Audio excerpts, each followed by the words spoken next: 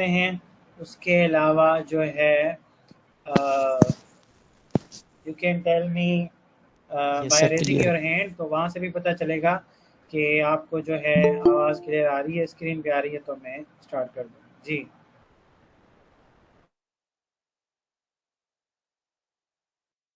Clear sir.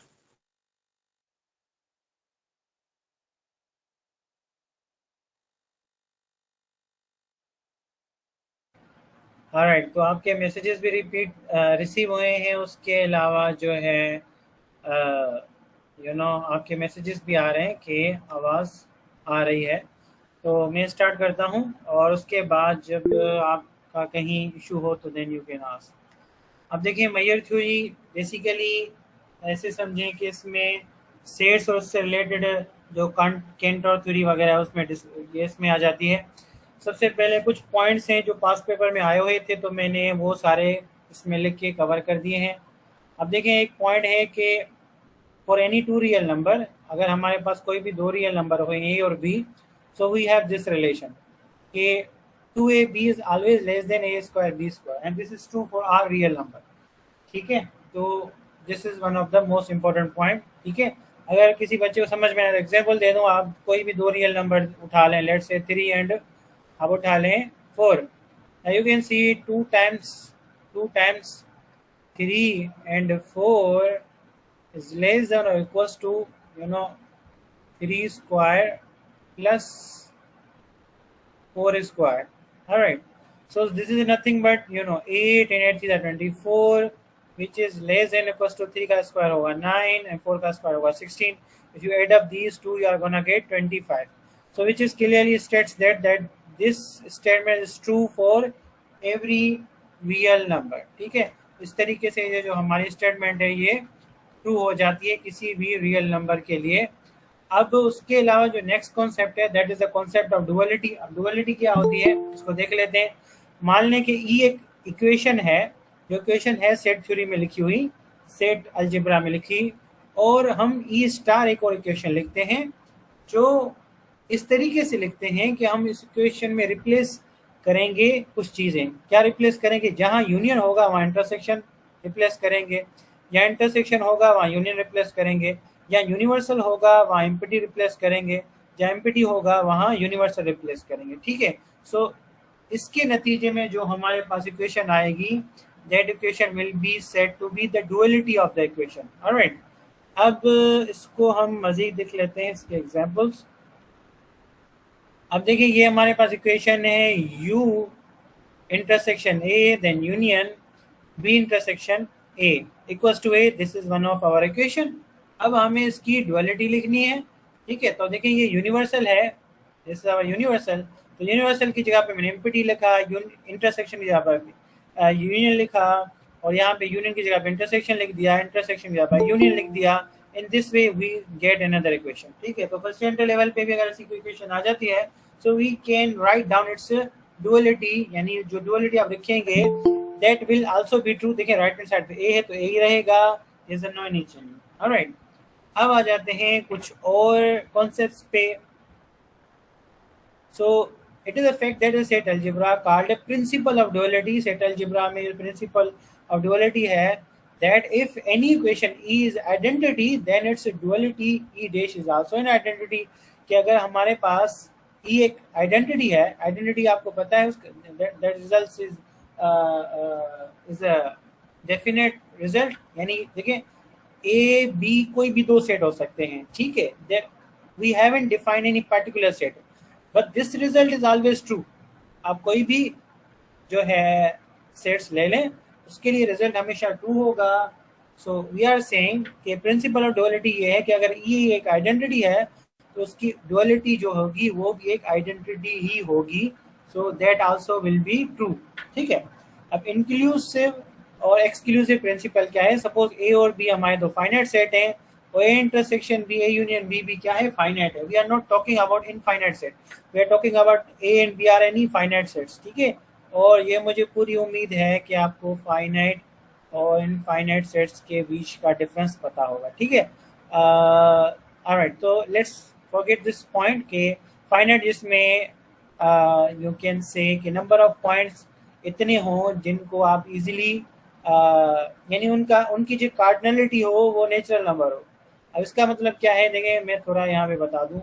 Finite set, ठीक है। अब फाइनाइट सेट क्या होता है, मान लें कि मेरे पास सेट है जिसमें कुछ भी एलिमेंट्स हैं 1 2 3 and so on up to let's say n, ठीक है। n could be any natural number. अगर मैं आपसे पूछूं number of elements in A, तो number of elements in A क्या होंगे, कोई इतने इसमें एलिमेंट्स होंगे, ठीक है। तो उसके इसमें नंबर ऑफ एलिमेंट्स कितने होंगे, n, ठीक है। तो दैट्स कॉल्ड कार्डिनलिटी, ठीक है। तो कार्डिनलिटी सेट ए की क्या है, n है, यानी इसमें नंबर ऑफ एलिमेंट्स कितने हैं, नंबर ऑफ एलिमेंट्स इसमें n ही है। यानी cardinality of any natural number, cardinality means number of elements in any set is the natural number, यानी 1 2 3 कोई भी हमारे पास नंबर हो सकता है। that set is a finite set। अगर ऐसा नहीं हो रहा so that set is said to be an infinite set, ठीक है। तो इस तरीके से हम फाइनाइट इनफाइनाइट सेट को डिफाइन करते हैं। So we are saying suppose A और बी हमारे क्या हैं, ए और B are any two finite sets, then we say इनका अगर इंटरसेक्शन लें, यूनियन लें, that is also finite set. अगर ये हो रहा है and that is a principle of inclusion and exclusion, that is intersection of A union B means number of elements in A union B. तो cardinality या इसको, अच्छा बहुत सारे स्टूडेंट को ये कार्डिनलिटी में कितना हो सकता है पता ना हो। देखें अगर हम ये पढ़ा रहे हैं बच्चों को कि how many number of elements in a set, तो इसका एक और नाम है व्हाट इज द cardinality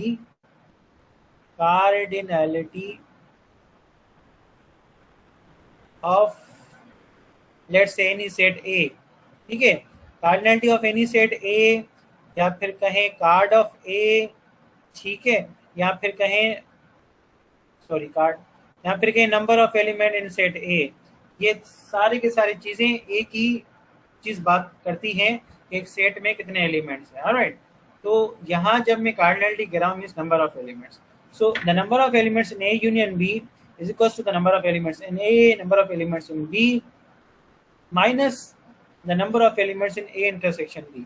तो that is the rule is inclusion and exclusion principle, ठीक है। आपने फर्स्ट इंटर पढ़ा होगा but maybe you don't know the name, so name is also important. अच्छा दूसरा, this is called a difference. ये जब यहाँ ये देते हैं इसका मतलब डिफरेंस होता है। बहुत सारे बच्चों को ये भी पता नहीं होता कि B difference A is basically B difference A, ठीक है। So this is another way of writing B slash A, इसका मतलब बी डिफरेंस ए होता है।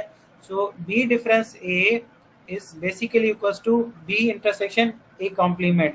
अच्छा कॉम्प्लीमेंट को आपको पता होगा ऐसे भी लिख सकते हैं, या फिर ए के ऊपर अगर स्मॉल सी बना दें, that is also another way of writing the complement, ठीक है।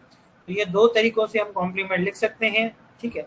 अब देखिए ये वो सारी क्वेश्चंस हैं जो कहीं ना कहीं आपको एग्जाम्स में या कहीं आ जाती हैं, यानी प्रूफ के फॉर्म में या लेफ्ट एंड राइट के फॉर्म में ऑप्शंस में कि बी डिफरेंस से किसके इक्वल है। देन यू उसके बाद आप क्या करते हैं, आप ए कोई सेट ले लेते हैं, बी कोई सेट ले लेते हैं, फिर क्या करते हैं उसके एग्जाम्पल आप एग्जाम में वेरीफाई करना स्टार्ट कर देते हैं। This is also one of the good method.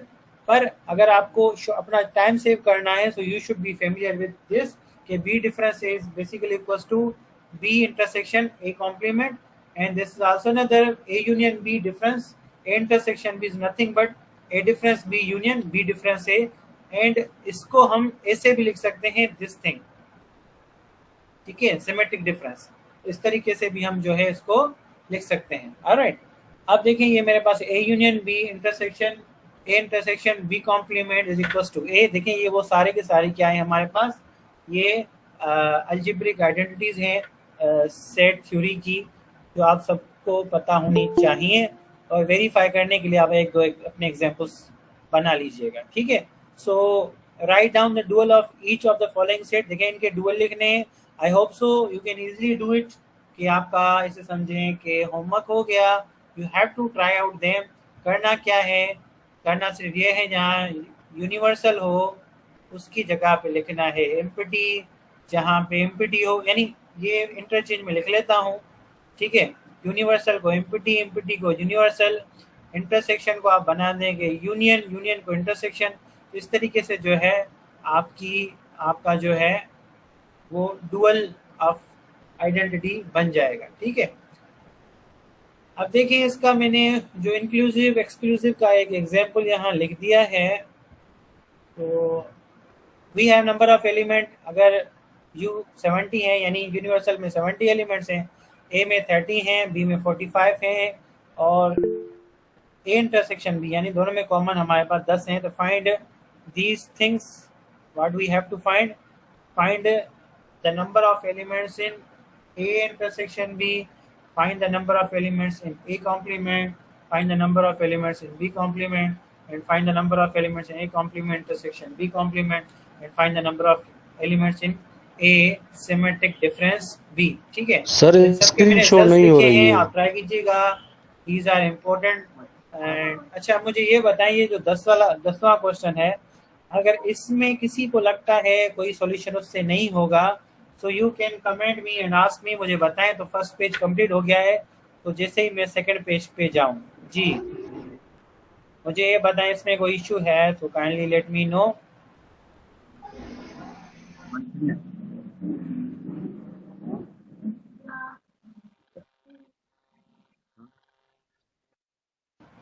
Sir Khalid अगर हो सके तो इनकी जो है वॉइस ओपन कीजिएगा, अगर किसको कोई इशू है तो मुझे बता दे, हो सकता है कोई किसी को इशू हो रहा हो, स्क्रीन में इशू हो रहा हो, वॉइस में सर इशू हो रहा हो या और कोई, तो मुझे शेयर कर दे, तो उसके बाद जो है मैं फिर कंटिन्यू करना स्टार्ट करूँ।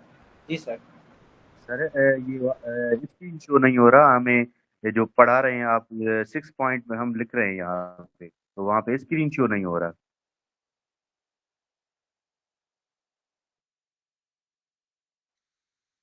सर से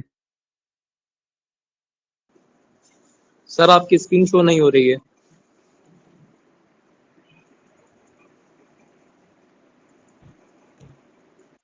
करे यहाँ यार सुबह से था पाई एनडो स्त्री का नहीं होने दिया वो कांटन वारिया साढ़े भी दिया।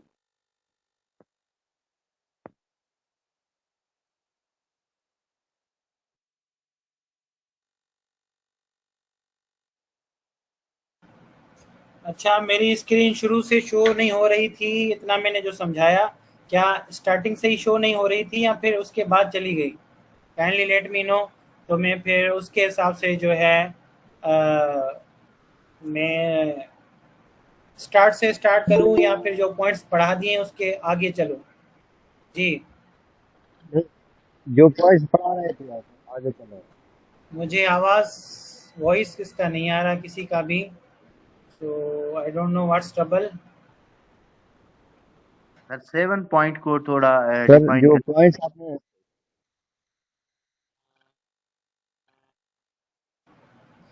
7 वॉइस नंबर पॉइंट जो है जो उसको थोड़ा। है, sir please use bright colour pencil like orange colour. ठीक है, पेंसिल तो चेंज हो जाएगी, बाकी मुझे ये बताएं कि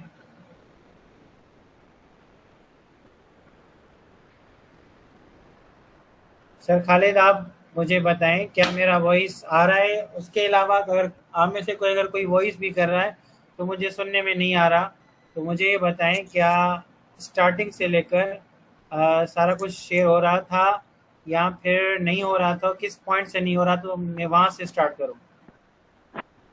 साईं आवाज़ नथो अचे तव्हांखे त ॿुधायूं की। सर 7 पॉइंट से आगे स्टार्ट करो।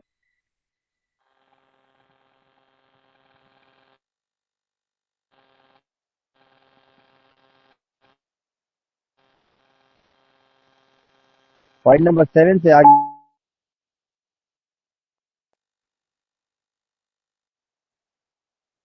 शुरू करो।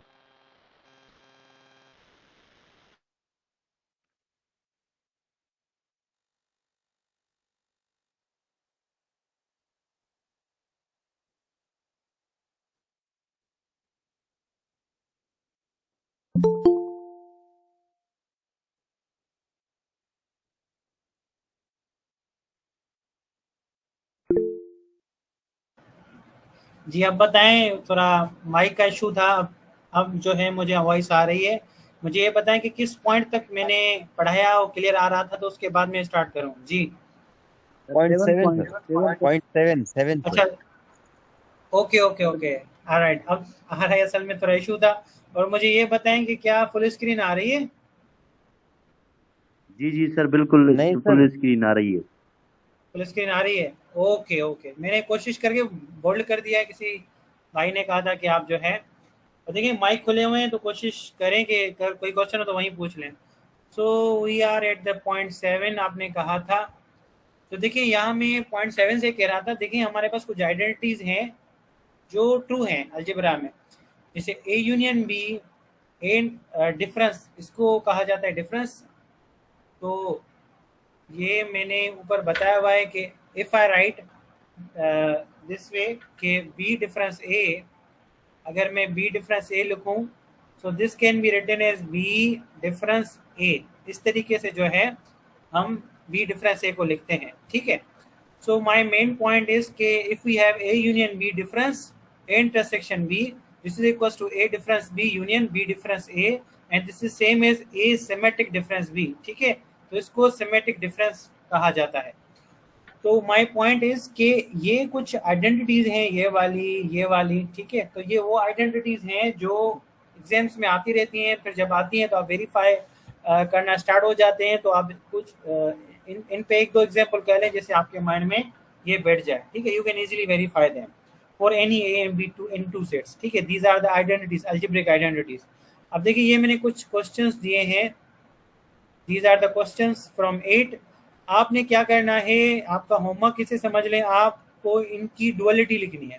अब डुअलिटी में ऊपर बता चुका हूं कि जहां इंटरसेक्शन हो वहां पे आपको लिखना है यूनियन, और यहाँ पे यूनियन हो वहां पे इंटरसेक्शन लिखेंगे। जहां पे एमपीटी सेट होगा वहां पे लिखेंगे क्या, यूनिवर्सल सेट, और जहां पे यूनिवर्सल होगा वहां पे एमपीटी लिखेंगे। तो इस तरीके इन सब इक्वेशंस की आप डुअलिटी लिखेंगे, और आपको डाउट हो so then you can easily verify with the help of counter examples. कोई भी एक दो इजीली एग्जांपल्स कर लीजिएगा। और उसके बाद आई वाज एट द